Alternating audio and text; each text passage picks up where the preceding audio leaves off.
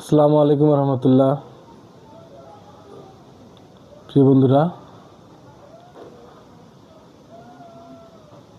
রমজান মাসের শুভেচ্ছা রইল। আশা করি আপনারা ভালোই আছেন। তো আমাদের রমজান মাসের 10 দিন বিদায় হয়ে গেল গতকালকে। রহমতের 10 দিন আজকের থেকে শুরু হলো বরকতের 10 দিন চলবে। এরপরে আসবে মাগফিরাত। তো আসলে আমরা